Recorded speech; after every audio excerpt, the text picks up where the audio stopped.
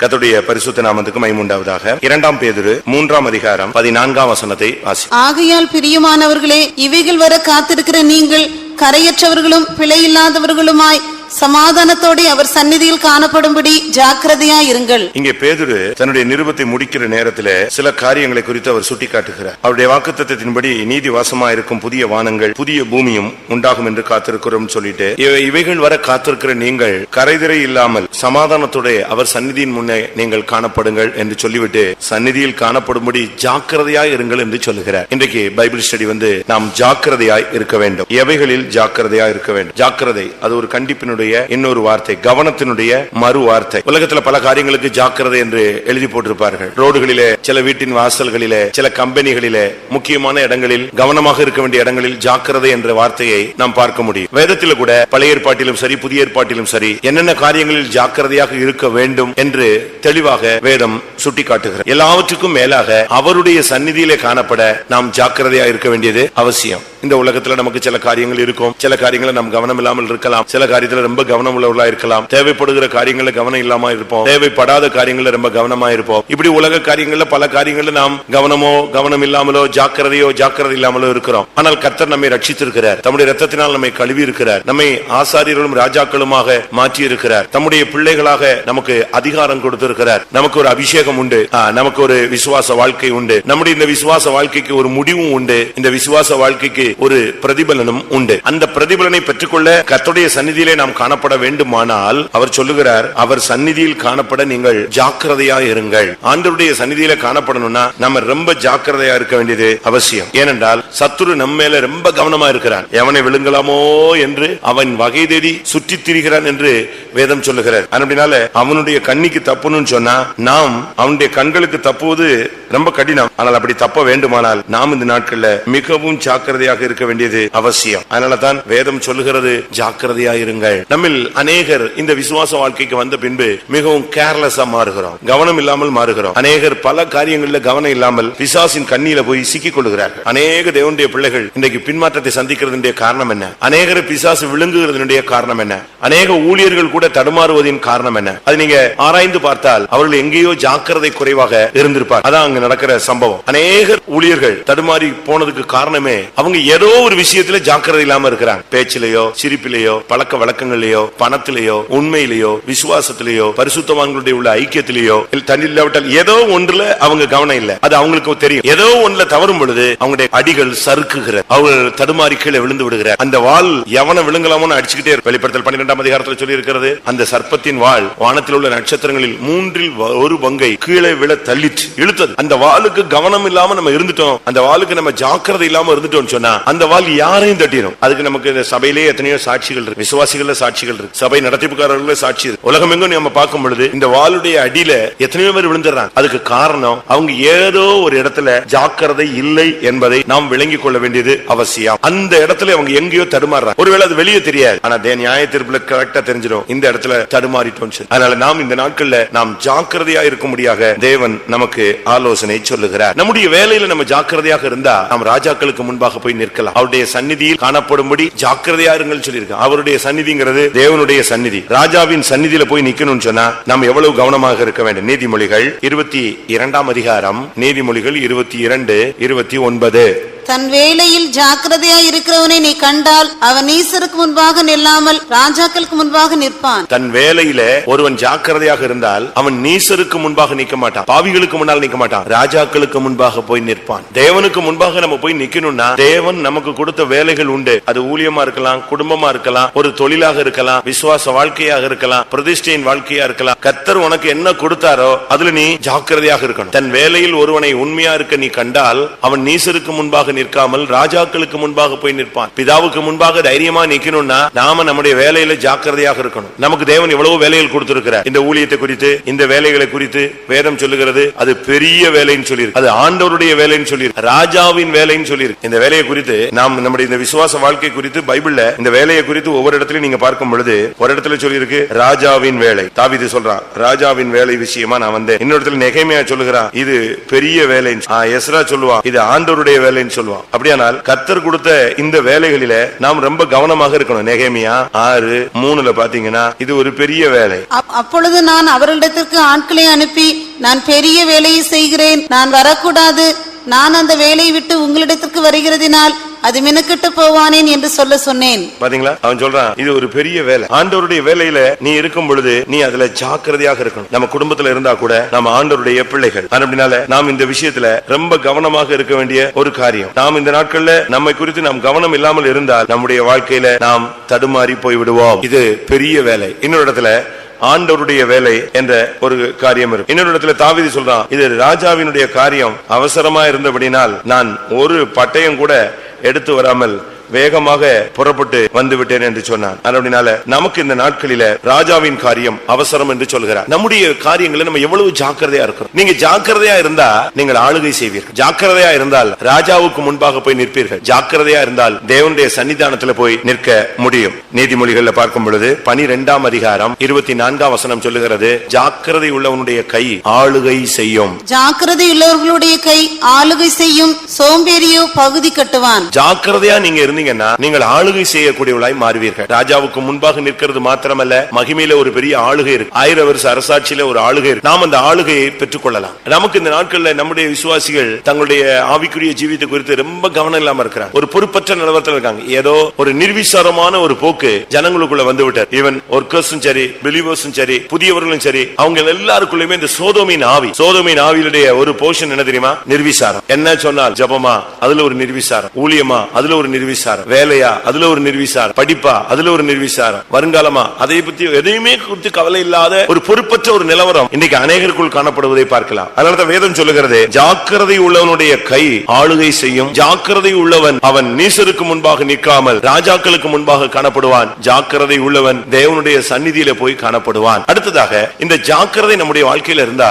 நம்முடைய உள்ளான மனுஷன்ல ஆத்மாவுல ஒரு புஷ்டி, ஆத்மாவுல சோர்வு, அதரியம், துக்கம், ஒரு எம்டினஸ், ஒரு வெறுமை, விரக்தி இது வர. ஏனென்றால் நம்ம ஜாக்கிரதையா இருக்கும்போது நம்முடைய ஆத்மா, நீதிமொழிகள் 13:4, சோம்பேறியுடைய ஆத்மா விரும்பியும் ஒன்றும் பெறாது, ஜாக்கிரதை உள்ளவர்களுடைய ஆத்மாவோ புஷ்டியாகும். ஜாக்கிரதையா இருந்தா உங்களுடைய ஆத்மாவுல ஒரு திருப்தி இருக்கும், ஒரு நிறைவு இருக்கும், ஒரு ஃபுல்னஸ் இருக்கும். உங்க ஆத்மாவுல துக்கம் இருக்காது, சஞ்சலம் இருக்காது, அப்படியே ஏதோ பறி கொடுத்தது மாதிரி அப்படியே உட்கார மாட்டீங்க. ஏனென்றால் ஆத்மாவுல ஒரு புஷ்டி இருக்கும். ஆத்மா எப்பொழுதுமே ஒரு கொழுத்ததாக இருக்கும். எப்பவும் ஒரு ஆவிக்குரிய தன்மை, ஆவிக்குரிய சிந்தை, ஆவிக்குரிய பிரதிஷ்டை, ஆவிக்குரிய வாஞ்சை, ஆவிக்குரிய எழுப்புதல், ஆவிக்குரிய ஜீவிதத்தில் நன்மைகளால் முடிசூட்டப்படுகிறது.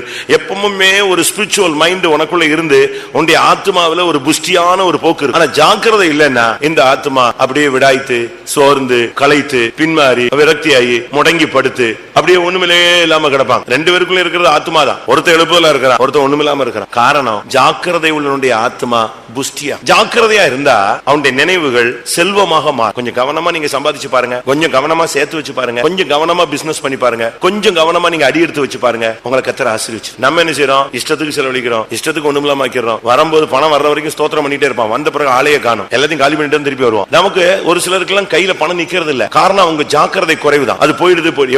எப்படி போகும்? நீதிமொழிகள்ல வாசிக்கும் பொழுது 21:5 ஜாக்கிரதையுடைய நினைவுகள் செல்வத்துக்கு கொண்டு போய் சேர்க்கும். ஜாக்கிரதை உள்ளவனுடைய நினைவுகள் செல்வத்துக்கும், பதறுகிறவனுடைய நினைவுகள் தரித்திரத்துக்கும் ஏதுவாகும். போதுமா? தரித்திரமும் ஐஸ்வர்யமும் எங்க இருந்து வருதுன்னு பாருங்க. எனக்கு அது வாய்க்கல, இது வாய்க்கல, எனக்கு அது கிடைக்கல, இது கிடைக்கல, அப்படி இல்ல, இப்படி இல்ல, எனக்கு அது குறைஞ்சு போச்சு, இது குறைஞ்சு போச்சு.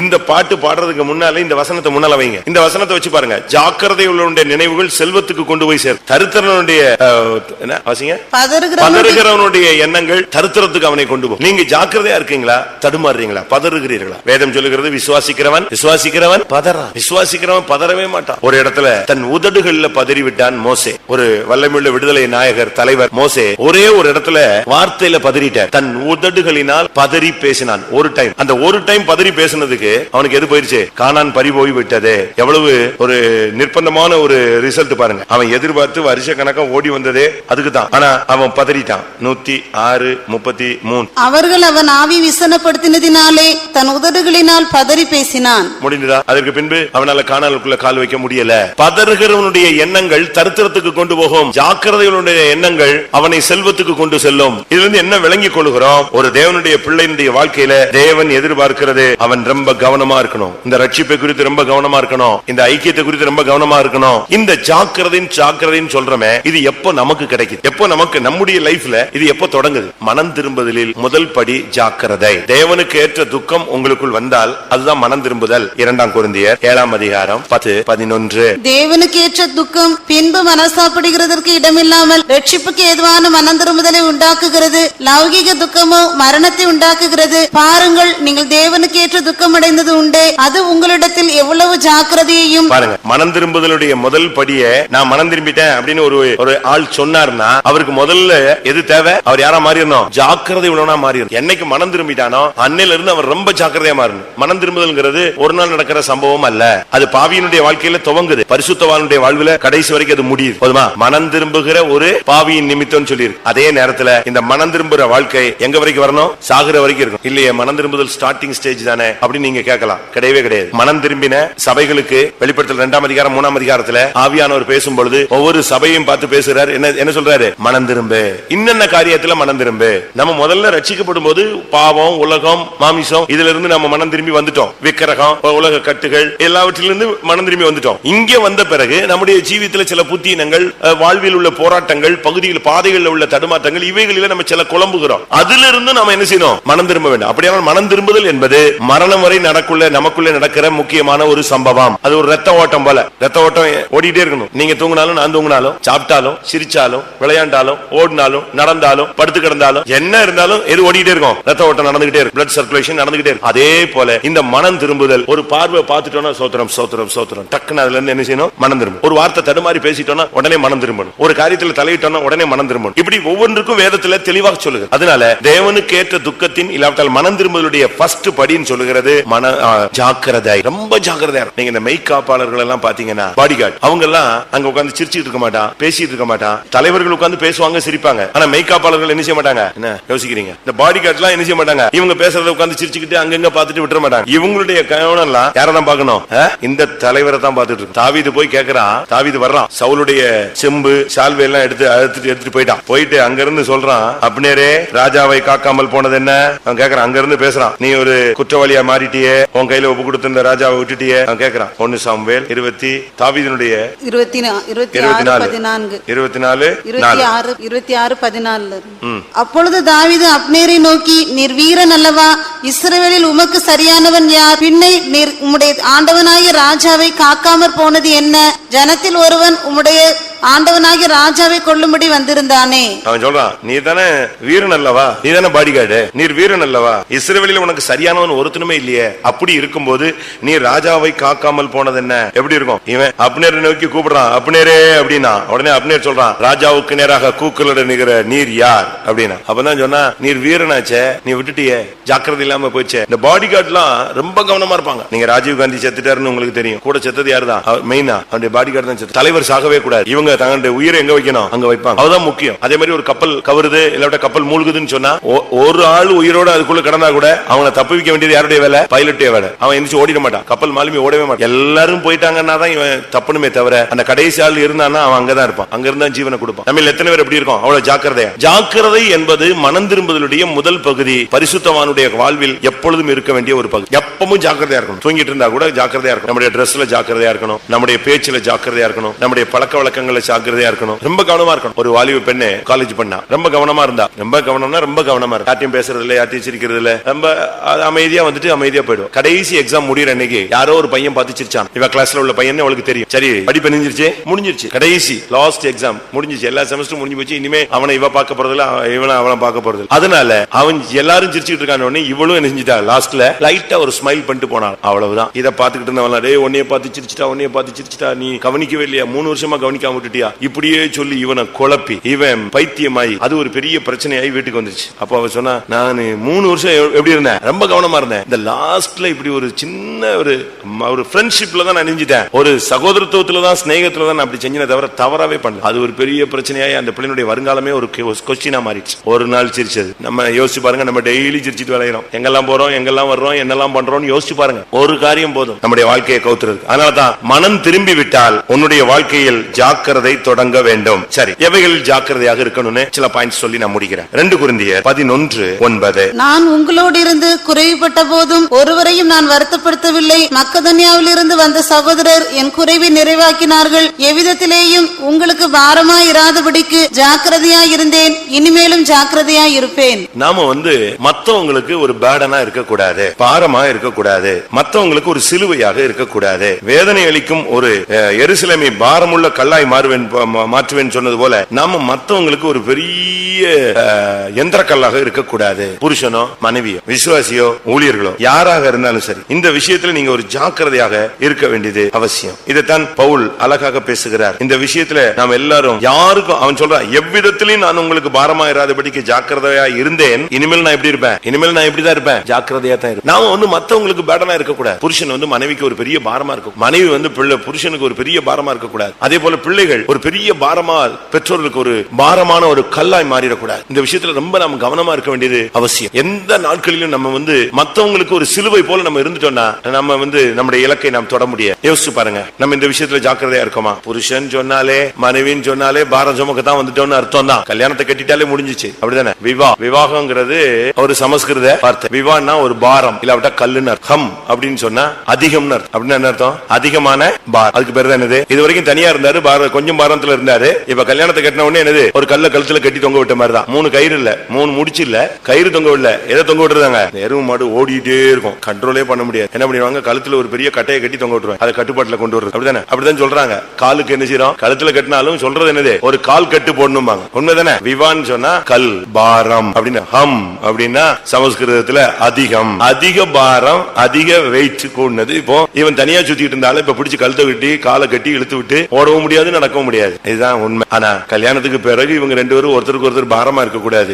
ஒரு பாரத்தை ஒருவர் சுமந்து கிறிஸ்துவின் பிரமாணத்தை நிறைவேற்ற வேண்டும் என்று கலாத்தியர் 6:2 சொல்லப்பட்டிருக்கிறார். அதனால இந்த நாட்கள்ல நம்ம ஒருத்தருக்கு ஒருத்தர் பாரமா இருக்க கூடாது. நீங்க அப்படி இருக்கீங்களா? பவுல் சொல்றார், நான் யாருக்கும் பாரமா இராதபடிக்கு ஜாக்கிரதையா இருக்கிறேன். அதே நேரத்தில் இனிமேலும் நான் ஜாக்கிரதையா இருப்பேன். ஒரு சில பெற்றோர்கள் பிள்ளைகளுக்கு ஆசீர்வாதமா இல்ல, ஒரு சில பிள்ளைகள் பெற்றோர்களுக்கு ஆறுதலா இல்ல. அவங்க பேரண்ட்ஸுக்கு இன்னும் அந்த டைம் தாண்டின பிறகும் இன்னும் பாரமா தான் இருக்காங்க. நாம் அப்படி இருக்க கூடாது. இந்த விஷயத்துல நாம் ரொம்ப கவனமாக இருக்க வேண்டியது அவசியம். எபேசியர்கள் நிருபம் 4:3 பார்க்கும் பொழுது, சமாதான கட்டினால் ஆவியின் ஒருமையை காத்துக் கொள்வதற்கு ஜாக்கிரதையாயிருங்கள்.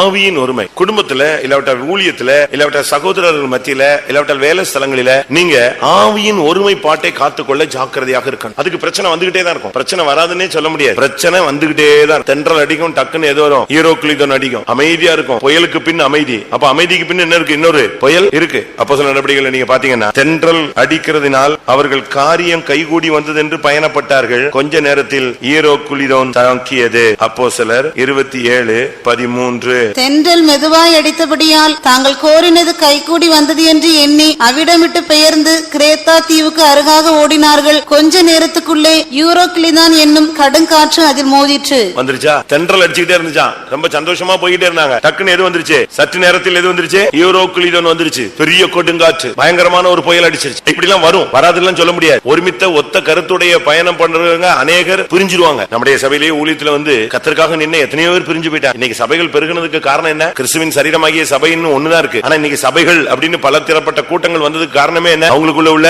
ஆவியின் ஒருமைப்பாட்டை அவர்களால் என்ன செய்ய முடியல, காத்துக்கொள்ள முடியவில்லை. பெரியவங்களோ சின்னவங்களோ கருத்து வேறுபாடுகள் வரும்போது அந்த சபையில இருந்து எல்லாரும் பிரிஞ்சாங்க. அடுத்து அந்த சபையில இருக்கிறவங்களுக்குள்ள ஒரு ஆவியின் ஒருமைப்பாடு எப்ப வரலையோ, அந்த கவனம் இல்லாம இருக்காங்களோ, அந்த சபை அப்படி பிரிஞ்சிரு. இந்த முருங்கை மரம் இருக்கு பாத்தீங்களா, ஒடிஞ்சிரும். அது இன்னொரு இடத்துல வச்சா அது இப்படியே வச்சுக்கிட்டே போலாம், ஒடிச்சு வச்சுட்டே போலாம். அதே மாதிரிதான் நடக்குது. அதே போலதான் இன்னைக்கு குடும்பங்கள் பிரிந்து போகிறது, சபைகள் பிரிந்து போறதுக்கு காரணம் ஆவியின் ஒருமைப்பாட்டை காத்துக்கொள்ள. ஆவியின் ஒருமைப்பாட்டை எப்படி காத்துக்கொள்ள முடியும்? சமாதான கட்டு. சமாதானம் இல்லாம ஆவியின் ஒருமைப்பாட்டை காத்துக்கொள்ள முடியாது. ஆவியின் ஒருமைப்பாட்டை காத்துக்கொள்ள கொஞ்சம் ஜாக்கிரதையா இருக்கணும். சில இடத்துல தாழ்ந்து போயிடணும், சில இடத்துல அமைதியா போயிடணும், சில இடத்துல பதிலே பேசக்கூடாது, சில இடத்துல தலை குனிஞ்சு பேசாம போயிடணும், சில இடத்துல அந்த இடத்தை விட்டு நம்ம விலகி அமைதியா இருக்கணும். சில இடங்கள்ல 2 நாள் 3 நாள் நம்ம தேவ சமூகத்துல இருந்து நம்ம தாழ்த்தி ஒப்பு கொடுத்துடணும். சில இடங்கள்ல டக்குன்னு மன்னிப்பு கேட்டணும், சில இடங்கள்ல விட்டு கொடுத்துடணும், சில இடங்கள்ல நம்ம விட்டு தாழ்ந்து போறதுல ஒரு தவறுமே கிடையாது. ஏனென்றால் ஆவியின் ஒருமைப்பாட்டை காத்துக்கொள்ள வேண்டும். அதனால இந்த விஷயத்துல ரொம்ப கவனமா இருக்கணும். பிசாசு குடும்பத்தை பிரிக்கிறதுக்கு, குடும்பங்களை பிரிக்கிறதுக்கு பயங்கரமா போராடுறான். நல்ல புருஷன் தான், நல்ல மனைவி தான், ஒரு சின்ன இன்சிடென்ட் அவங்களுக்குள்ள பெரிய பிரச்சனையை கொண்டு வந்து, ஒரு சின்ன வருத்தம், என்னைய கேட்கல, உன்னைய கேட்கல, உன்னைய பார்க்கல, என்னைய பார்க்கல, நீ அதை சொல்லாம விட்டுட்ட, இதை சொல்லாம விட்டுட்ட. ஒரு சின்ன சின்ன மறதிகள் கூட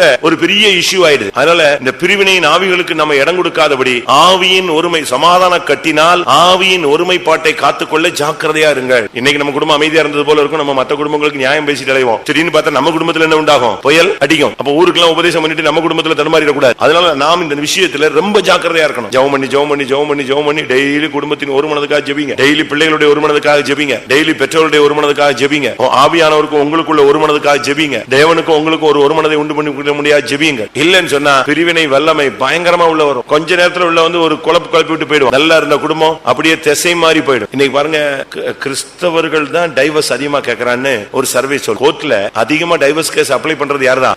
கிறிஸ்தவர்கள் தான். சர்வே ரொம்ப தெளிவா சொல்றான். மத்ததுலயே கூட ஒரு 4 பேர் வச்சு பேசினா, பஞ்சாயத்து பேசினா, ஊர் தலைவர் பேசினா, யாராவது ஜமாத்துல பேசினாங்க, முஸ்லீம் அந்த குரூப் எல்லாம் மௌலிகள் எல்லாம் உட்கார்ந்து பேசினாங்கன்னா கொஞ்சம் அட்ஜஸ்ட் பண்ணிடுறாங்க. நம்ம இதுலதான் இல்லாட்ட மொத்தத்துல கிறிஸ்தவர்களுக்குள்ளதான் இந்த பிரிவு ஜாஸ்தி. அவங்களுக்குள்ள அந்த காரணம் என்ன தெரியுமா? இயேசு கொடுத்துட்டு போன சமாதானம் இவங்க கிட்ட இல்ல. இயேசு நமக்குன்னு கொடுத்துட்டு போனது எது? வச்சிட்டு போனது எது? இந்த உலகத்தை விட்டு போகும்போது இயேசு வச்சிட்டு போனது என்னது?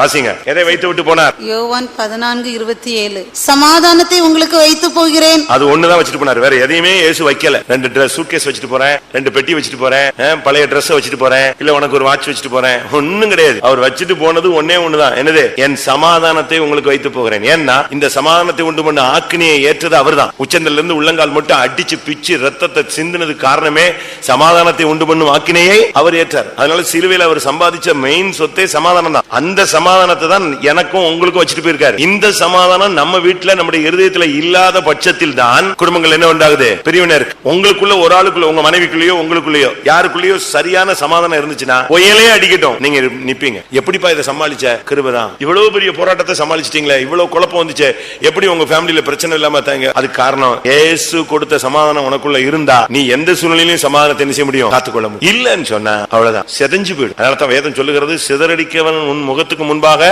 வருகிறான், உன் அரணை என்ன செய்? பலப்படுத்து. அப்ப சிதறடிக்கிற சக்திக்கு முன்னால வரும்போது நம்ம ஃபுல் சமாதானத்துல இருக்கணும். அதனால சொல்லி இருக்கிறது, சமாதானம் கட்டினால் ஆவியின் ஒருமைப்பாட்டை காத்துக்கொள்ள நீங்கள் ஜாக்கிரதையா. எந்த சூழ்நிலையும் பிரிவினைக்கு சான்ஸே கொடுத்துடக்கூடாது. இப்ப நாடுகள் பாருங்க, எல்லா நாடும் பிரிஞ்சுக்கிட்டே, எல்லா ஜாதியும் பிரிஞ்சுக்கிட்டே இருக்கு, எல்லா ஸ்டேட்டும் தனித்தனியா பிரியுது, சபைகள் பிரியுது, விசுவாசிகள் பிரியுறாங்க, குடும்பங்கள் பிரியுது. இது கடைசி காலம். அப்ப இதுல நம்ம ரொம்ப ஜாக்கிரதையாக இருக்கணும். சமாதானம் கட்டினால் ஆவியின் ஒருமைப்பாட்டை காத்துக்கொள்ளும். பேதுரு எழும்பி நின்று பிரசங்கம் பண்றாரு. மிச்சம் 11 பேரும் கூட சும்மா நின்னாங்க. ஏன்னா சமாதானம் அன்னைக்கு நிறைந்திருந்தது, பூரண சமாதானம் அவங்களுக்குள்ள இருந்துச்சு. பேதுரு மட்டும் தான் பேசினார். அப்போஸ்தலர் நடவடிக்கைகள் 2ஆம் அதிகாரத்துல பேதுரு எழுந்து நின்று பேசினார். மற்ற 11 பேரும் அவரோடு கூட அமைதியா எழும்பி நின்னாங்க. அவங்களுக்கு சொல்ல அறிவு இல்ல, புத்தி இல்ல, ஞானம் இல்ல, வசனம் தெரியாதுலாம் கிடையாது. மொத்தமா வசனம் தெரியாத ஒரே ஆள் யார் தான்? அந்த குரூப்லயே பேதுரு தான். ஆனா கர்த்தர் அவன் மூலமா பேசி யோவேல் தீர்க்கதரிசன புத்தகத்தை வச்சுட்டு பேச வைக்கிறார். 11 பேரும் அமைதியா நின்னாங்க. கர்த்தருடைய வார்த்தை வந்துட்டு இருக்குன்னு சொல்லி அவங்களுக்குள்ள அந்த நாட்கள்ல பூர்ண சமாதானம் இருந்தது.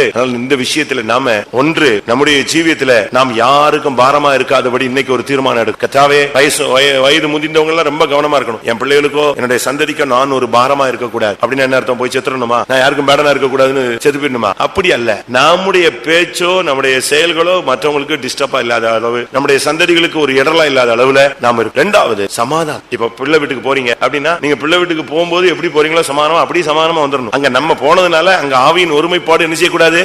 கெட்டு போகவே கூட. அது ரொம்ப கவனமா போகணும். ஒருவேளை பிசாசு அங்க புறப்படுறான், பிரச்சனைன்னு சொன்னா தோத்திரம் பண்ணி பெட்டி தூக்கிட்டு எங்க ஓடி வந்துடணும்? வீட்டுக்கு வந்துடணும். இல்ல அங்க இருந்து நாம நம்ம பிள்ளைக்கு சப்போர்ட் பண்ணாம ஆப்போசிட்டுக்கு சப்போர்ட் பண்ணணும். அது மகன் வீடா இருந்தா மருமகளுக்கு தான் என்ன செய்யணும்? சப்போர்ட் பண்ணணும். அது மகா வீடா இருந்தா மருமகனுக்கு என்ன செய்யணும்? சப்போர்ட் பண்ணணும். அப்படின்னா கடைசி வரைக்கும் நீங்க சாப்பிடுவீங்க, கஞ்சி குடிக்கலாம். நீங்க போய் என் பையன் என் மகன் சொன்னீங்கன்னா வெளியே போகும், கிளம்பு. திருப்பி நம்ம வந்து அனாதைகள் போல என்ன செய்யணும்? எல்லாம் இருந்து சுத்த வேண்டியிருக்கும். ரொம்ப கவனமா இருக்கணும். ஒரு பிரச்சனைன்னு சொன்னா நம்ம பிள்ளைகளை சத்தம் போடணும், மத்த பிள்ளைகளை என்ன செய்யணும்? புகழணும். அப்படித்தான் நம்ம செஞ்சு பழகும். இதெல்லாம் ஒண்ணுமே தெரியாது. என் மகன் என் பிள்ளை, நான் தான் 10 மாசம் பெத்து வளர்ந்தேன், எல்லாரும் 10 மாசம் தான். அதனால நம்ம வந்து அப்படிலாம் நம்ம பேசி உடனே போய் என் பிள்ளைக்கு நான் வேற கல்யாணம் கட்டி வைக்கிறேன், என் பையனுக்கு வேற பொண்ணு கல்யாணம் கட்டி வைக்கிறேன். விசுவாசி அப்படி பேசுறான். அப்படிலாம் பேசவே கூடாது. அப்படி நீ பேச ஆரம்பிச்சிட்டேன்னா பிசாசுக்கு வாய்ப்பு, கதவை திறந்து கொடுத்துட்டே உன் வீட்டுக்குள்ள 2வது கல்யாணம் கட்டுறதுக்கு 3வது கல்யாணம் கட்டுறதுக்கு நீங்க வழி திறந்துட்டீங்கன்னு அர்த்தம். பிசாசு போகவே மாட்டான். காலத்துக்கு அந்த பிரச்சனை இருந்துகிட்டே இருக்கு. நீங்க அந்த விஷயத்துல ரொம்ப கவனமா இருக்கு. ஒரு பையன் ஒரு வீட்டுல கல்யாணம் கட்டி வச்ச உடனே அந்த பொண்ணு என்னை பார்க்க வந்தா, ஊருக்கு போறாங்க, மாமியார் வீட்டுக்கு போறா. எங்க வீட்டுக்காரரு கல்யாணம் கட்டி வந்ததுல இருந்து எங்க அம்மாவை அம்மா அப்பான்னு தான் சொல்றாரு. யார?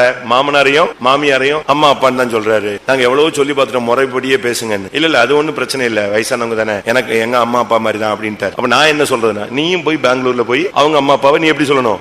நீ அதே ஸ்டைல்ல, அவன் ஒரு ஸ்டைல்ல வர்றானே, நீ அதே ஸ்டைல அப்ளை பண்ணு. நீ அம்மா அப்பான்னு சொல்லிடு, பிரச்சனை முடிஞ்சு போச்சு. அதான் அப்ளை பண்ணி இன்னைக்கு பெங்களூர்ல நல்லா இருக்கா. நம்ம வந்து அழகா சொல்லி கொடுக்கணும். தாழ்ந்து போ, இசைந்து போ, கீழ்படிஞ்சு போ, அன்பா போ, ஏத்துக்கோ, உன்னைய சரிப்படுத்திக்க, உன்னைய திருத்திக்க, நீ இன்னும் கொஞ்சம் லெவல் பண்ணிக்கணும், இன்னும் ஜெபம் பண்ணு, இப்படித்தான் நம்ம என்ன செய்யணும், சொல்லி கொடுக்கணும். நம்ம ஆவியின் ஒருமைப்பாட்டை காத்துக்கொள்ள சொல்லாம ஆவியின் பிரிவை நம்ம என்ன செஞ்சுக்கிறோம், போதிச்சுக்கிறோம். கொஞ்ச நாள் பாரு, அது பிறகு முடியலன்னு எனக்கு போன் பண்ணு, நான் வர்றேன் அப்படி சொல்லக்கூடாது. அது கல்யாணம் கட்டி வைக்க வேண்டிய அவசியமே கிடையாது. ரொம்ப கவனமா நம்ம இந்த விஷயத்துல ஆவியின் ஒருமைப்பாட்டை காத்துக்கொள்ள ஜாக்கிரதையாக இருக்க வேண்டும். 2 தீமோத்தேயு 2 அதிகாரம் 15 வசனம். 2 தீமோத்தேயு 2:15. நீ வெட்கப்படாத ஊழியக்காரனாயும் சத்திய வசனத்தை நிதானமாய் பகுத்து போதிக்கிறவனாயும் உன்னை தேவனுக்கு முன்பாக உத்தமனாக நிறுத்தும்படி ஜாக்கிரதையாயிரு. உன்னையே உத்தமனாய் காத்துக்கொள். பவுல் அதைத்தான் சொல்றாரு தீமோத்தேயு. நீ என்ன ஊழியம் செஞ்சாலும் தெரியும் தம்பி, அவனுக்கு சொல்லி கொடுக்கிறார். ஏனென்றால் அவன் பவுல் தீமோத்தேயு பவுலுக்கு யாரு, உத்தம குமார். அவனுக்கு ரொம்ப பிடிச்ச ஆளு. அவனை விட்டு கொடுக்கவே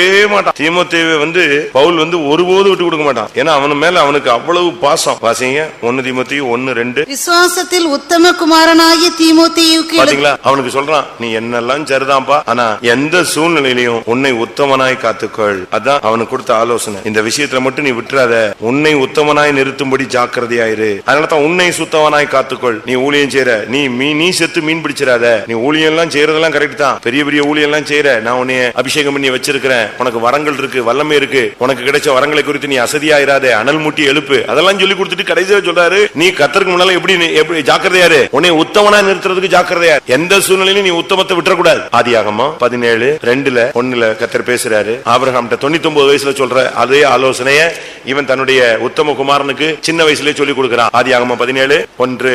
ஆபிரகாம் 99 வயதான போது கர்த்தர் ஆபிரகாமுக்கு தரிசனமாகி, நான் சர்வ வல்லமையுள்ள தேவன், நீ எனக்கு முன்பாக நடந்து கொண்டு உத்தமனாயிரு. எப்போ உத்தமனாயிருன்னு பேசினாரோ அதுக்கு பிறகு இவன் உத்தமமா மாறினா. அந்த ஒரு வருஷ கேப்ல தான் யாரு பிறந்தா, ஈசாக்கு பிறந்த. 75 வயசுல கர்த்தர் சொல்றாரு, உனக்கு ஒரு குழந்தை தருவேன். 24 வருஷமா குழந்தை கொடுக்கல. 99 வயசு ஆயிடுச்சு. 99 வயசுல தேவன் ஒரு ஆலோசனை சொல்றாரு, நான் உனக்கு குழந்தை தருவேன், ஆனா நீ யாரா இருக்கணும், உத்தமனா. எப்படி இருக்கும்? 99 வயசுல ஒரு ஆள்கிட்ட கர்த்தர் பேசுறாரு, நீ உத்தமனா மாறு, நான் பாக்குறேன். கரெக்டா உத்தமனாய் தன்னை ஒப்பு கொடுத்தான். அந்த ஒப்பு கொடுத்த அதே வருஷத்துல 100 வயசுல அவனுக்கு ஈசாக்கு பிற. உத்தமர்களுடைய வாழ்க்கையில ஜெயஜீவியம் உண்டாகும். உத்தமர்களுடைய வாழ்க்கையில தான் ஜெயஜீவியம். ஈசாக்கு பிறப்பான். இல்ல நான் இந்த மார்க்கத்துல 20 வருஷம் 40 வருஷம், ஊழியத்துல 35 வருஷம், இல்ல விசுவாசியில 40 வருஷம். நேத்து ஒருத்தர் சொன்னாரு, நான் 42 வருஷமா இந்த பாதையில போய்கிட்டு இருக்கிறேன். நல்லது. வெளிய இருந்து ஒரு சபையில இருந்து வந்த ஒரு நல்ல ஒரு சாட்சியான மனுஷன். அவர் சொல்ல, 42 வருஷம் ஆச்சியா கர்த்தர் என்னைய சந்திச்சு. ஆச்சரியமா இருந்துச்சு. ஆனா 42 வருஷம் முக்கியம் அல்ல, 24 வருஷம் முக்கியம் அல்ல. 24வது வருஷத்துல கடைசியில ஆபிரகாம்கிட்ட பேசுறாரு, விசுவாசத்தின் தகப்பன்ட்ட. விசுவாசத்துல அவன் பெரிய சாதனையாளர். ஆனா அவன்கிட்ட பேசுறாரு, நீ எனக்கு முன்பாக நடந்து கொண்டு எப்படி இரு,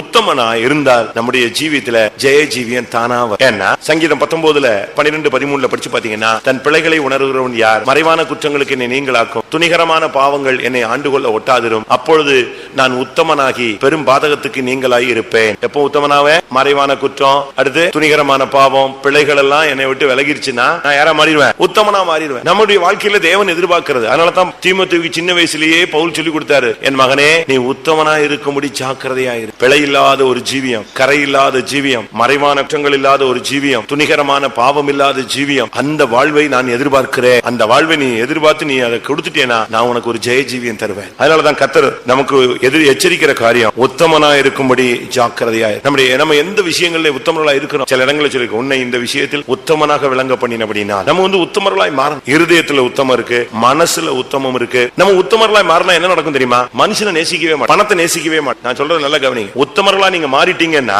அதனுடைய வெளிப்ப எப்படி கண்டுபிடிக்கிறது? நான் இப்ப உத்தமனா மாறிட்டேன், எப்படி கண்டுபிடிக்கிறது? ஒயிட் அண்ட் ஒயிட் போட்டு ஜிப்பா போட்டு நின்று ஸ்டேஜ்ல நின்று பிரசங்கம் பண்ணா உத்தமன்னு சொல்லிடலாமா? கிடையாது. உத்தமனாய் மாறிட்டா நீங்க மனுஷனை நேசிக்க மாட்டீங்க, மாம்சமானவனை நேசிக்க மாட்டீங்க, பணத்தை நேசிக்க மாட்டீங்க, தானத்தை நேசிக்க மாட்டீங்க, உங்க ஜாதியை நேசிக்க மாட்டீங்க, உலக பொருள்களை நேசிக்க மாட்டீங்க. யாரை நேசிப்பீங்க? உன்னத பாட்டு 1:4 கடைசி பாருங்க. உத்தமர்கள் உம்மை நேசிக்கிறார்கள். உத்தமர்கள் இயேசுவை மட்டும்தான் நேசிப்பான். இதுல இருந்து அவங்க கண்டுபிடிச்சுக்கலாம். வேற எங்கேயும் போய் கண்டுபிடிக்க வேண்டிய அவசியமே கிடையாது. உத்தமர்களுடைய லைஃப் வந்துருச்சு. அந்த ஸ்டாண்டர்டுக்கு நீ வந்துட்டீங்கன்னா நீ யாரையும் மனுஷனை நேசிக்கவே மாட்ட. பொருள், பணம், பொருள் எதுக்கும் நீ அடிமையாகவே மாட்ட. இதுக்கு வயசுலாம் தேவை கிடையாது. 18 வயசுனா கூட கர்த்தர் உன்னை அழைக்கிறார் ஊழியத்துக்குங்கும் போது அம்மா, அப்பா, அண்ணன், தம்பி, எண்ணம், சிந்தை எல்லாத்தையும் வெறுத்துருவேன். உன்னுடைய ஒரே ஆளு அந்த மைய பொருள் யார்தான் நிக்கும்?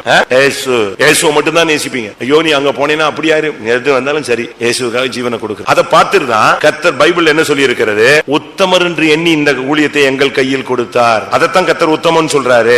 தெசலோனிக்கேயர் 2:4. சுவிசேஷத்தை எங்களிடத்தில் ஒப்புவிக்கத்தக்கதாய் தேவன் எங்களை உத்தமர் என்று எண்ணினபடியே, தேவன் எங்களை உத்தமர் உத்தமர் என்று எண்ணினார். இந்த ஊழியத்தை எங்க கையில ஒப்பு கொடுக்கத்தக்கதாக எங்கள் தேவன் எங்களை உத்தமர் என்று எண்ணினார்னா எப்படி எண்ணினாரு? யார மட்டும் தான் நேசிக்கிறோம்? இயேசுவை மட்டும் தான் நேசிப்பேன்னு சொல்லி வரும்போதுதான் நம்ம உத்தமர்களாய் மாறுகிறோம். உத்தமர்கள் தேவனை நேசிக்கிறார்கள். அடுத்ததாக நீதிமொழிகள் தீர்த்து 3ஆம் அதிகாரம் 8ஆம் வசனம். இந்த வார்த்தை உண்மையுள்ளது. தேவனிடத்தில் விசுவாசமானவர்கள் நற்கிரிகளை செய்ய ஜாக்கிரதையாய் இருக்கும்படி நீ இவைகளை குறித்து திட்டமாய் போதிக்க வேண்டும் என்று விரும்புகிறேன். இவைகளே நன்மையும் மனுஷருக்கு பிரயோஜனமானவைகள். தேவனிடத்தில் விசுவாசமானவர்கள் நற்கிரியைகளை செய்ய ஜாக்கிரதையாய் இருக்க வேண்டும். நாம செய்யற எந்த ஒரு காரியமும் நல்லதா இருக்கும். தீமையை செய்யக்கூடாது. துர்க்கிரியைகளுக்கு நம்ம பங்காளிகளாய் மாறக்கூடாது. துர்க்கிரியைகளுக்கு நம்முடைய சரீரத்தை பேணக்கூடாது. துர்க்கிரியைகளுக்கு இடம் கொடுக்க கூடாது. நாம் செய்யற எந்த ஒரு காரியமானாலும் நற்கிரியைகள். நாம் சுத்திகரிக்கப்பட்டவர்களா இருந்தால் என்ன நடக்கும்? எந்த நற்கிரியும் செய்ய ஆயத்தமாக்கப்பட்ட பாத்திரமாய் நாம் மாறுவோம். அதனால இந்த நாட்களில நாம் இந்த விஷயத்துல ரொம்ப கவனமாக இருக்க வேண்டும். நற்கிரியைகளுக்கு நாம் நற்கிரியைகளை செய்ய தேவனிடத்தில் விசுவாசமான யாவரும் நற்கிரியைகளை செய்ய ஜாக்கிரதையா இருக்கும்படின்னு சொல்லி நம்ம எவ்வளவு நற்கிரியைகளை செய்கிறோம்? நம்ம செய்யற காரியத்தை முதல்ல நிதானிக்கணும். இது நல்லதா? இது மத்தவங்களுக்கு பிரயோஜனமா இருக்குமா? நமக்கு பிரயோஜனமா இருக்குமா? பக்தி விருத்திக்கு எதுவா இருக்குமா? இது தெய்வீகமானதா? இது தேவன் அங்கீகரிக்கிறாரா? இதுல தேவன் பிரியப்படுறாரா? இதுல யாராவது துக்கப்பட்டுவாங்களா? காயப்பட்டுருவாங்களா?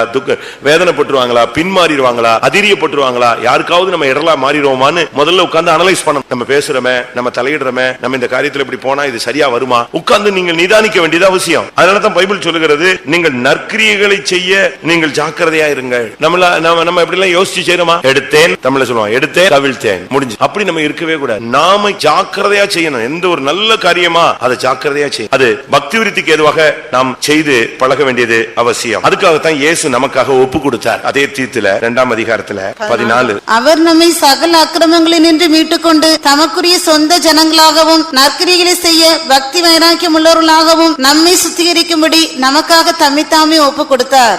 நற்கிரிகளை செய்ய பக்தி வைராக்கியம் உள்ளவர்களாகும்படி இயேசு சிலுவையிலே தன்னை ஒப்பு கொடுத்தார். அப்ப இயேசு ஜீவனை கொடுத்தது நாம நற்கிரிகளை செய்யணும்னு சொல்லிதான். ஏனென்றால் நாம் இதுவரைக்கும் நற்கிரிகளை செய்யல. பைபிள் சொல்லுகிறது, உங்கள் நற்கிரிகளை கண்டு ஜனங்கள் தேவனை என்ன செய்யணும்? மகிமைப்படுத்த வேண்டும். மத்தேயு 5ஆம் அதிகாரம் 16ஆம் வசனம். இவ்விதமாய் மனுஷர் உங்கள் நற்கிரிகளை கண்டு பரலோகத்தில் இருக்கிற உங்கள் பிதாவை மகிமைப்படுத்தும்படி உங்கள் வெளிச்சம் அவர்கள் முன்பாக பிரகாசிக்க கடவது. உங்களுடைய நற்கிரியைகளை ஜனங்கள் பார்த்து தேவனை மகிமைப்படுத்துற அளவு நீங்க வாழ்ந்து காட்டணும். அந்த சிஸ்டர் இப்படி பண்ணிட்டாங்க, இப்படி துரோகம் பண்ணிட்டாங்க, இப்படி காட்டி கொடுத்துட்டாங்க, இப்படி வம்பு பண்ணிட்டாங்க, இப்படி பிரச்சனையை உண்டு பண்ணிட்டாங்க, இப்படி இந்த பிரதர் இப்படி பண்ணுவார் நான் யோசிக்கவே இல்லை, இந்த பாஸ்டர் இப்படி பண்ணுவார்னு யோசிக்கல, அப்படின்னு வரவே கூடாது. அப்படி வந்துட்டுனாலே நாம் ஜாக்கிரதை இழந்து விட்டோம்னு அர்த்தம். எங்கேயோ கவனக்குறைவாக நாம் செயல்பட்டு விட்டோம். அவசர புத்தியில, தமிழ்ல சொல்லுவான், ஆத்திரக்காரனுக்கு புத்தி மட்டு அப்படின்னு சொல்லுவான். புத்தி குறைஞ்சிரும். நம்ம ஆத்திரப்பட்டு எதையாவது அவசரப்பட்டு எதையுமே செஞ்சிடக்கூடாது. நாம் இந்த பாதையில வந்துட்ட பிறகு ஒவ்வொரு அடியும் கவனமா வைக்கணும். ஜாக்கிரதையாயிருங்கள். எபிரேயர் 4ஆம் அதிகாரம் 11ஆம் வசனம். ஆகையால் அந்த திருஷ்டாந்தத்தின்படி ஒருவனாகிலும் கீழ்ப்படியாமையினாலே விழுந்து போகாதபடிக்கு நாம் இந்த இளைப்பாறுதலில் பிரவேசிக்க ஜாக்கிரதையாய் இருக்க கடவோம். நமக்கு இந்த உலகத்துல ஒரு இளைப்பாறுதல் இருக்கு. இனிமேல் ஒரு இளைப்பாறுதல் வரப்போகுது. அதை நீங்க விளங்கிக் கொள்ளணும். நமக்கு இந்த உலகத்துல ஒரு இளைப்பாறுதல், என்னிடத்தில் வாருங்கள் நான் உங்களுக்கு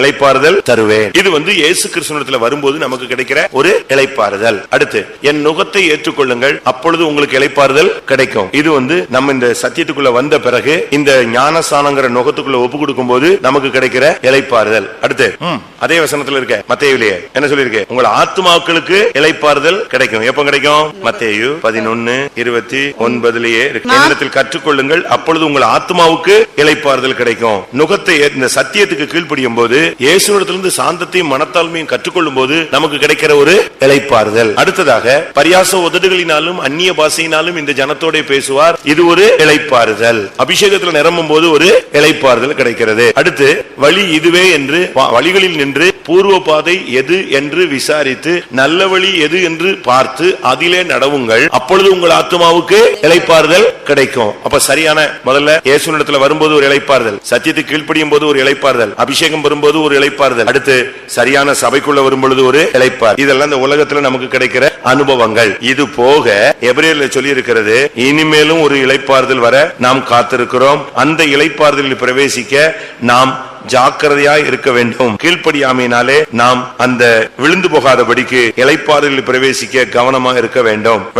எபிரேயர் 4:9. ஆகையால் தேவனுடைய ஜனங்களுக்கு இளைப்பாறுகிற காலம் இனி வருகிறதா இருக்கிறது. அதனால பரலோக ராஜ்யத்துக்கு போகிறதுக்கு அந்த அனுபவத்தை பெற்றுக்கொள்ள அது ஒரு இளைப்பாறுதல். அந்த இளைப்பாறுதலை பெற்றுக்கொள்ளணும்னா இங்க நீங்க இளைப்பாறுதலா இருக்கணும். நிம்மதி இல்லாம பைபிளை தூக்கிட்டு சுத்தக்கூடாது. பைபிளை கையில வச்சிருப்பாங்க, ஆனா என்ன இருக்காது? நிம்மதி இருக்காது. பைபிளை கையில வச்சிருப்பாங்க, துக்கம், பிரச்சனை, அழுகை, கண்ணீர், வியாதி, செய்வினை போராட்டம், பல குழப்பங்கள். அப்ப இங்க இந்த மார்க்கத்துல வந்த பிறகு பைபிள் சொல்லுது, என்னிடத்துல வா, நான் உனக்கு என்ன தரேன்? இளைப்பாறுதல் தரேன்னார்ல, அது எங்க போயிருச்சு? நம்முடைய கீழ்ப்படியாமையினால இந்த இளைப்பாறுதலை நாம் இழந்து போகிறோம் என்று எபிரேயர்ல வாசிக்கிறோம். இல்லாவிட்டால் அவிசுவாசத்தினாலே நாம் அதை இழந்து போகிறோம் என்று வேதம் சொல்லுகிறது. எபிரேயர் 4:1. ஆனபடியினாலே அவருடைய இளைப்பாறுதல் பிரவேசிப்பதற்கு ஏதுவான வாக்குத்தத்தம் நமக்கு உண்டாயிருக்க உங்களில் ஒருவனும் அதை அடையாமல் பின்வாங்கி போனவனாக காணப்படாதபடிக்கு பயந்திருக்க கடவோம். நமக்கு ஒரு இளைப்பாறுதல் இருக்கு, அதுல பிரவேசிக்க ரொம்ப ஜாக்கிரதையா இருக்கணும். நீங்க பாருங்க, 40 வருஷம் நடந்துட்டார் மோசே. அற்புதங்கள் நடந்தது எகிப்துல.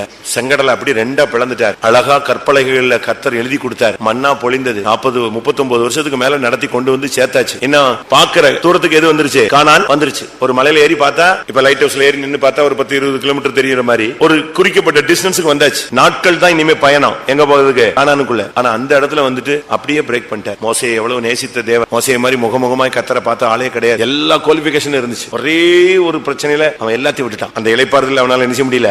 ஆனா கேட்டா சொல்லுவாங்க, மோசேனுடைய அடக்காரனுக்கு யார் வந்தாரு? பெரிய பாஸ்டர் வந்தாரு, சின்ன பாஸ்டர் வந்தாருன்னு சொல்லலாம். கர்த்தர் வந்தாரு, தூதர்கள் வந்தாங்க, அவனை அவர் தான் கொண்டு போய் அடக்கம் பண்ணாரு. அதெல்லாம் உண்மை, தப்புன்னு சொல்லல. அது தேவன் அவனை கனம் பண்ணார். ஆனா கர்த்தர் அவனை அந்த இடத்தை மட்டும் காட்டினாரே தவிர உள்ள கால் வைக்க அனுமதிக்கவே இல்லை. அந்த இளைப்பாறுதல் அவன் பிரவேசிக்கல. அதுக்கு முன்னால ஓட்ட முடிஞ்ச இளைப்பாறுதல் போயிட்டான், நித்திய இளைப்பாறுதலுக்குள்ள போயிட்டான். ஆனா அந்த இளைப்பாறுதல் அவனுக்கு கிடைக்கல. இந்த விஷயத்துல நம்ம இளைப்பாறுதலில் கடைசி நேரத்துல நம்முடைய இளைப்பாறுதலை விட்டுறக்கூடாது. லாஸ்ட் மினிட்ல நம்முடைய தெய்வீகத்தை விட்டுறக்கூடாது. சிலர் இந்த ரன்னிங் ரேஸ்ல ஓடுவாங்க, கடைசி நேரத்துல பார்த்தா எதை விட்டுருவாங்க? டல் ஆயிருவாங்க. ஒரு சிலர் அப்படி இல்ல, சீராய் ஓடிட்டே வருவான். 4 ரவுண்ட்னா செகண்ட் ரவுண்ட்ல ஸ்பீட கூட்டுவான், தேர்ட் ரவுண்ட்ல இன்னும் கொஞ்சம் ஸ்பீடு, ஃபோர்த் ரவுண்ட்ல அடிச்சு வின் பண்ணிடுவான். சிலர் எப்படி தெரியுமா? ஃபர்ஸ்ட் ரவுண்ட்ல பேய்த்தனமா ஓடுவாங்க, 3ஆவது ரவுண்ட் வரும்போது நுர தள்ளிடும், வாயெல்லாம் ஒரு மாதிரி ஆகி மயங்கி பொத்துன்னு விழுந்துருவான். இப்படிதான் பாதி பேர் விழுந்துகிட்டு இருக்காங்க. இளைப்பாறுதலில் பிரவேசிக்க கவனமாயிருங்க. 1 பேதுரு 4:7 எல்லாவற்றிற்கும் முடிவு சமீபமாயிற்று, ஆகையால் தெளிந்த புத்தியுள்ளவர்களாய் இருந்து ஜெபம் பண்ணுவதற்கு ஜாக்கிரதையுள்ளவர்களாய் இருங்கள். எல்லாவற்றுக்கும் முடிவு சமீபமாயிருச்சு. நம்முடைய ஆயுதமே இனிமேல் நம்முடைய ஜீவனே ஜெபம் தான். ஜெபிச்சுட்டா தப்பிடுவீங்க. இதுக்கு பிரசங்கங்கள்லாம் தேவையில்லை, நீங்களா ஒரு பிராக்டிஸ் பண்ணணும். அவங்களை எழுப்பி வாங்க உட்காருங்க, 10 மணி ஆகிவிட்டது, 5 மணி ஆகிவிட்டது, 4 மணி ஆகிவிட்டது, இப்படிலாம் சொல்ல வேண்டிய அவசியமே இல்ல. தானாவே நமக்குள்ளேயே ஒரு சென்சார் இருக்கணும். டைம் ஆயிடுச்சு, ஸ்தோத்திரம், கிளம்பு. நாம போய் முழங்கால் போடுறது, நாம திறப்புல நிக்கிறது, நாம கைகளை உயர்த்துறது, நாமே உபவாசம் போடுறது, நாமே வேதத்தை வாசிக்கிறது, இதெல்லாம் நமக்கு ரெகுலரா நமக்குள்ளேயே நடக்கணும். எழுமுங்க டெய்லி இந்த காலையில எழுப்பும் போதே சண்டை தொடங்கிடும். வீட்டுல இந்த ஜெபத்துக்கு காலையில எழுப்பும் போதே என்ன வந்துடும்? வேலையை பாரு, நீ ஜெபிச்சுட்டு போ, இப்படி சொல்லியே சண்டை தொடங்கிடும். அந்த காலையிலேயே ஒரு மனம் பிசாசு ஏத்திட்டான், கெடுத்து விட்டானா, அடுத்த 6 மணி 7 மணிக்கு எழுமுன உடனே மூஞ்சி தூக்கிட்டே சுத்தம் ஒண்ணு. இப்படியே வீட்டுல டெய்லி பகல் முழுவதும் சண்டை, பக்குவா. சில வீடுகள்ல போனா அப்படித்தான் சொல்றாங்க, அவர் ஜெபத்துக்கே வர்றதில்ல, இவ ஜெபத்துக்கே எழும்புறது இல்ல. ஒரு வீட்டுல பயங்கர பிரச்சனை. ஆனா பழைய விசுவாசி. நான் போய் கேட்டேன், சரி ஃபேமிலி பிரேயர் இருக்கா? பிசாச ஓட்டுறதுக்கு ஏதாவது ஒரு ஆயுதம் இருக்கா கையில? இல்ல, நாங்க தனித்தனியா ஜெபிச்சு பரவாயில்ல. அப்ப இவங்களுக்கு கூட்டாய் நின்னு பிசாச எதுக்கிறதுக்கு என்ன இல்ல? ஆயுதம் இல்ல.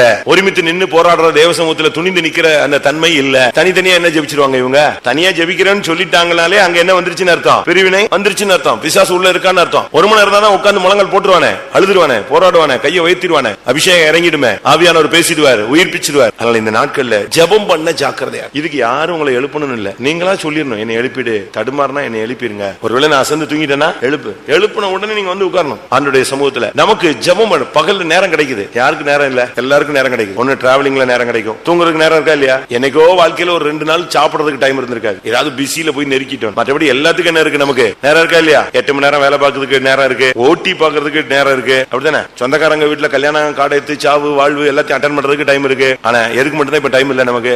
ஜெபம் பண்றதுக்கு மட்டும்தான் டைம் கிடையாது. ஜெபம் ஒண்ணுதான், அது யாரும் கணக்கு கேட்க முடியாதுல்ல. ஆனா இந்த விஷயத்துல நம்ம கவனமா, பைபிள் சொல்லுகிறது, நீங்கள் இந்த விஷயத்துல ஜாக்கிரதையா இருங்க. நீங்க ஜெபிச்சிட்டீங்கன்னா கர்த்தர் உங்களோட இடைவிடுவார், உங்களை பாதுகாத்துருவார். ஜெபிக்கலன்னா தேவன் உங்களை கைவிடுவார். ஜெபம் தான் நமக்கு ஒரு சரியான வல்லமை உள்ள ஒரு ஆயுதம். தேவ சமூகத்துல ஒரு 10 நிமிஷம் உட்கார்ந்து பாருங்க, ஒரு சுத்திரிப்பு உண்டா. ஒரு 10 நிமிஷம் உட்கார்ந்து பாருங்க, அழுக வந்துரும். 10 நிமிஷம் உட்கார்ந்து பாருங்க, ஒரு தைரியம் கிடைக்கும். 10 நிமிஷம் உட்கார்ந்து பாருங்க, ஒரு வெளிச்சம் கிடைக்கும். 10 நிமிஷம் உட்கார்ந்து பாருங்க, கர்த்தருடைய சத்தம் கிடைக்கும். 10 நிமிஷம் உட்கார்ந்துட்டு நீங்க போங்க, போற காரியம் சக்சஸ் ஆகும். அந்த விஷயத்துல நீங்க ரொம்ப கவனமா இருக்கணும். அந்த தேவனுக்குன்னு கொடுக்க வேண்டிய அந்த தேவ சமூகத்துல போய் உட்கார்ந்து இருந்தீங்கன்னா போதும். ஒரு 2 நிமிஷம் உட்கார்ந்தீங்கன்னா கர்த்தர் உங்களோட இடைவிடுவார். ஒரு தெளிவு கிடைக்கும், ஒரு நிச்சயம் கிடைக்கும், ஒரு நம்பிக்கை உண்டா. இல்லன்னு சொன்னா போய் இந்த கல்லுல முட்டின மாதிரி முட்டிட்டு திரும்பி வரணும், அழுதுகிட்டே வரணும். நீங்க ஜெபிங்க, கர்த்தர் ஒரு லீட் பண்ணுவார். ஜெபிக்கிற மனுஷன் தான். இப்ப நீங்க பாருங்க, ஆபிரகாமுடைய விஷயத்துல சாராள் சொல்றா, இந்த அடிமை பெண்ணும் இந்த பையனும் ரொம்ப பரியாசம் பண்றாங்க, இவங்களை இனிமே துரத்திட வேண்டியதான், இனிமே வைக்க முடியாதுன்னு சொல்லிட்டா. நைட்ல ஆபிரகாமுக்கு அது மிகுந்த துக்கமா இருந்தது. அப்படிதான் சொல்லி தன் மகனை குறித்து சொல்லப்பட்ட சொல்லப்பட்ட இந்த வார்த்தை ஆபிரகாமுக்கு மிகவும் துக்கமா இருந்துச்சு. ஆனா என்ன நடந்துச்சு தெரியுமா? ஆண்டவர் சொன்னாரு, அவள் சொல்லுவதெல்லாம் நீ செய். அந்த பேசினாரு.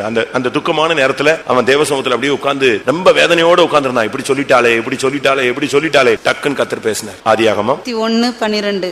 அப்பொழுது தேவன் ஆபிரகாமை நோக்கி, அந்த பிள்ளையையும் உன் அடிமை பெண்ணையும் குறித்து சொல்லப்பட்டது உனக்கு துக்கமா இருக்க வேண்டாம். ஈசாக்கினிடத்தில் உன் சந்ததி விளங்கும். ஆதலால் சாராள் உனக்கு சொல்வது எல்லாவற்றையும் கேள். அவ்வளவு பதில் கிடைச்சிருச்சு. அதுக்கு முந்தின வசனம் தன் மகனை குறித்து சொல்லப்பட்ட இந்த காரியம் ஆபிரகாமுக்கு மிகவும் துக்கமா இருந்துச்சு. அந்த வேதனையோடு அப்படி உட்கார்ந்து இருக்கும் போது கர்த்தர் பேசிட்டார். இந்த விஷயத்துல நீ துக்கப்பட வேண்டாம். இந்த விஷயத்துல இதுதான் நான் தேவனுடைய திட்டம், இதுதான். நீ இதுக்கு கீழ்ப்படின்னு முடிஞ்சு போச்சா? காலையில எந்திரிச்சிட்டு அழுதுகிட்டு கழுத்தை கட்டிக்கிட்டு ஆகார ஒரு கையில பிடிச்சுக்கிட்டு அடுத்து என்னது இஸ்மவேல் ஒரு கையில பிடிச்சுக்கிட்டு ஓன்னு கூடார வாசல் நின்று அழல. காலையில எந்திரிச்ச உடனே பார்த்தான், இந்த கிளம்பு போயிட்டு அவ்வளவுதான். அப்படி மனசை கல்லாக்கிட்டு, ஏன்னா யாரு சொல்லிட்டா? தெய்வம் சொல்லிட்டாரு, கீழ்ப்படிஞ்சா. நீங்க கொஞ்ச நேரம் உட்கார்ந்து ஜெபிச்சு பாருங்க. வேலை, விவாகம், பிள்ளைகள், நல்லது கெட்டது, எந்த நேரத்திலையும் கொஞ்ச நேரம் தேவசம் பாதத்துல விழுங்க. ஜெபம் பண்ணுவதற்கு ஜாக்கிரதையா இருங்கள். கடைசியாக 2 பேதுரு 1:10. ஆகையால் சகோதரரே, உங்கள் அழைப்பையும் தெரிந்து கொள்ளுதலையும் உறுதியாக்கும்படி ஜாக்கிரதையா இருங்கள். இவைகளை செய்தால் நீங்கள் ஒரு காலம் இடறி விழுவதில்லை. உங்களுடைய அழைப்புல எப்பொழுதுமே உங்களுக்கு ஒரு ஸ்திரத்தன்மை இருக்கும். கர்த்தர் என்னை கூப்பிட்டாரு. உங்களுடைய அழைப்பையும் தெரிந்து கொள்வதிலையும் நீங்கள் உறுதியா இருக்கும்படி ஜாக்கிரதையா இருங்க. அப்படியானால் நீங்கள் ஒரு காலம் எந்த ஊழியனும் சரி, எந்த விசுவாசியும் சரி, இடறி போகவே மாட்டார். உங்களுக்கு ஒரு அழைப்பு இருக்கு. கர்த்தர் உங்களை கூப்பிட்டு இருக்கிறார், உங்களை ரட்சித்திருக்கிறார், உங்களை பாவத்திலிருந்து வெளியே கொண்டு வந்திருக்கிறார், இவ்வுலக வழிபாடுகளிலிருந்து வெளியே கொண்டு வந்திருக்கிறார், உங்களை ரட்சித்திருக்கிறார், உங்களை அபிஷேகித்திருக்கிறார், உங்களை முத்திரையிட்டு இருக்கிறார். உங்களுடைய அழைப்பு விஷயத்துல ரொம்ப கவனமா இருக்கு. உங்களுடைய அழைப்பு என்ன? தீர்க்கதரிசியின் அழைப்பா, ராஜாவின் அழைப்பா, சுவிசேஷ அழைப்பா, ஆசாரியனுடைய அழைப்பா, ஜெபவீரனுடைய அழைப்பா, வெளிப்படுத்தலா? என்ன அழைப்பு? உன்னுடைய அழைப்பு என்னன்னு நீ பாரு. உன்னுடைய அழைப்பையும் தெரிந்து கொள்ளையும் நீ உறுதியாக்கும்படி ஜாக்கிரதையா. ஒரு நாள் அல்ல பிரியமானவர்களே, இந்த ஜாக்கிரதைங்கிறது பைபிளை பத்தி சொல்லி இருக்கு. முடிவு பரியந்தம், கடைசி நம்முடைய வாழ்க்கையில லாஸ்ட் வரைக்கும் ஜாக்கிரதையாகத்தான் இருந்துகிட்டே இருக்கு. ஏனென்றால் எப்பொழுது நமக்கு விரோதமாக சத்துரு வருவான். இதுக்கு வயசு எல்லாம் கிடையாது. வாலிப பையங்களுக்கு விரோதமாகத்தான் பிசாசு போராடுறான்னு சொல்ல முடியாது. வயசானவங்களுக்கு விரோதமா பயங்கரமா பிசாசு போராடுறான். எபிரேயர் 6:12 பாருங்க.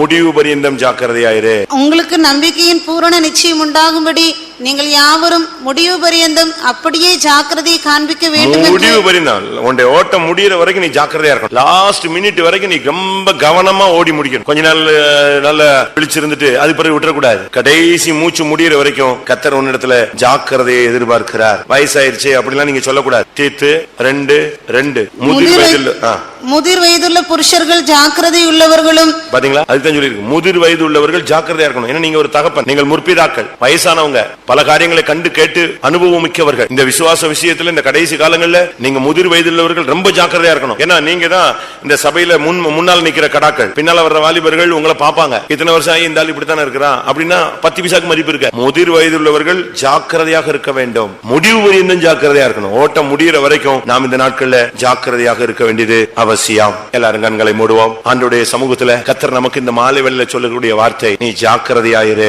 எல்லாவற்றுக்கும் மேலாக அவர் சந்நிதியிலே காணப்பட நீங்கள் மிகவும் ஜாக்கிரதையாயிருங்கள். இன்னைக்கு நம்ம இந்த இடத்துல தேவ சந்நிதியில இருக்கிறோம். இனிமேல் ஒரு நாள் ஆண்டவருடைய சந்நிதியில நாம் நிற்க வேண்டியது இருக்கும். அந்த தேவனுடைய சந்நிதியில போய் நிக்கணும்னு சொன்னா, அவருடைய மகிமையின் சன்னிதானத்துல சீயோனா எருசலேமா நாம் காணப்பட வேண்டுமானால் எவ்வளவு ஜாக்கிரதையாக இருக்க வேண்டும். கர்த்தாவே, இந்த வேத வசனங்களின் அடிப்படையில நான் எந்தெந்த காரியங்கள்ல ஜாக்கிரதையா இருக்கணுமோ அந்தந்த காரியங்கள்ல ஜாக்கிரதையா இருக்க எனக்கு உதவி செய்யும். என்னை பயிற்சியும். நான் முடிவு பரியந்தம் நான் ஜாக்கிரதையாய் காணப்பட வேண்டும். ஜாக்கிரதை உள்ளவன் தேவ சந்நிதியில் காணப்படுவான். ஜாக்கிரதை உள்ளவன் ராஜாவுக்கு முன்பாக நிற்பான். ஜாக்கிரதை உள்ளவனுடைய கை ஆளுகை செய்யும். ஜாக்கிரதை உள்ளவனுடைய ஆத்மா புஷ்டியாகும். எத்தனை பேர் இப்படிப்பட்ட ஒரு ஜாக்கிரதை உள்ள ஒரு வாழ்க்கை வாழ வாஞ்சிக்கிறீர்கள்? அப்படிப்பட்டவர்கள் கண்களை மூடி முழங்கால் படியிட்டு, கர்த்தாவே, நான் இந்த வேத வசனத்தின் அடிப்படையில முடிவு பரியந்தம் உம்முடைய சந்நிதியில் காணப்படும்படி என்னை ஜாக்கிரதையாய் காத்துக்கொள்ள எனக்கு ஒரு கிருபை, அபிஷேகம், பலன் தாரும். எல்லாரும் வாயை திறந்து கேட்போம். கர்த்தாவே, நான் யாருக்கும் பாரமா இருக்க கூடாது.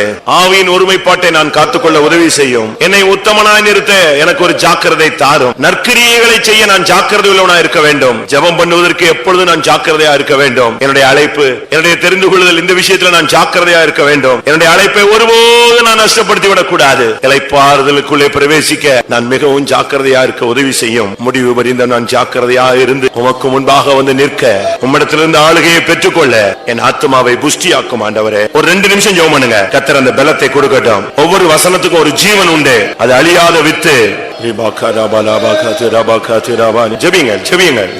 கிருபையை பெற்றுக்கொள்ளுங்க. கர்த்தர் இந்த வசனத்தை கர்த்தர் பேசியிருப்பாரானால் அந்த சத்தியத்தோடு கிருபையும் வர வேண்டும். ஹல்லேலூயா, ஹல்லேலூயா.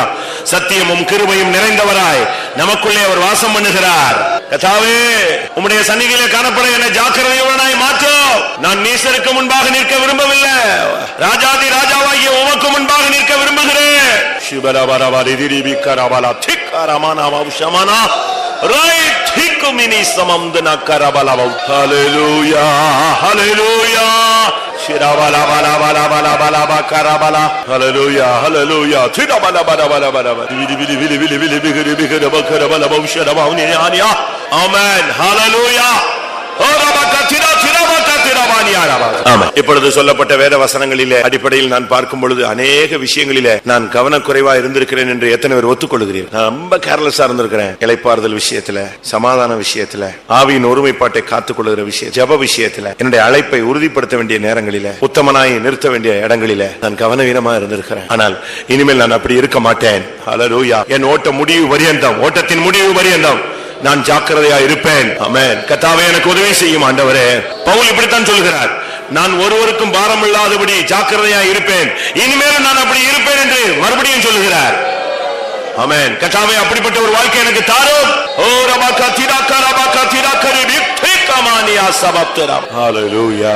ரிகராவரி. நல்ல போர் செய்தெந்தன் வேலை முடித்திட, நல்ல போர் செய்தெந்தன் வேலை முடித்திட, வல்லவனே தினம் சக்தி நீர் நல்கினோம், வல்லவனே தினம் சக்தி நீர் நல்கினோம், நல்ல போர் செய்தெந்தன் வேலை முடித்திட,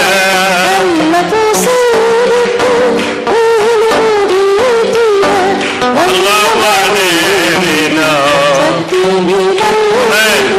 வல்லவனே தினம் சக்தி நீர் நல்கினோம், நல்ல போர் செய்தெந்தன் வேலை முடித்திட,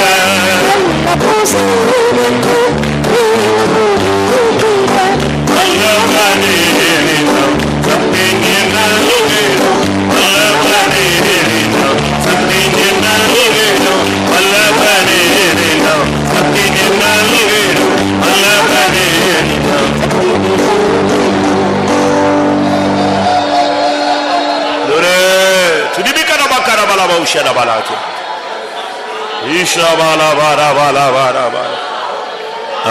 இந்த மாலை வேளையில் நாம் எவைகளில் ஜாக்கிரதையா இருக்க வேண்டும், அப்படி இருந்தால் நாம் அவருடைய சந்நிதியிலே நாம் நிற்க ஜாக்கிரதையா இருப்போம் என்பதை குறித்து கர்த்தர் நம்மோடு இடைப்பட்டபடினால ஸ்தோத்திரம் பண்ணுவோம். எல்லா சூழ்நிலையிலும், எல்லா பாதைகளிலும், எல்லா காலங்களிலும், இனி வரும் எந்த சூழ்நிலை, எந்த நேரங்களிலும் ஜாக்கிரதையா இருந்து அவருடைய சந்நிதியில் காணப்பட வசனம் கேட்ட ஒவ்வொருவருக்கும் தெய்வம் அருள் செய்ய முடியாய் ஸ்தோத்திரம் பண்ணுவோம். பிதா குமாரன் பரிசுத்த ஆவியானவருக்காய் ஸ்தோத்திரம் பண்ணுவோம். ஸ்தோத்திரம் பண்ணுவோம். Praise the Lord, praise the Lord, praise the Lord.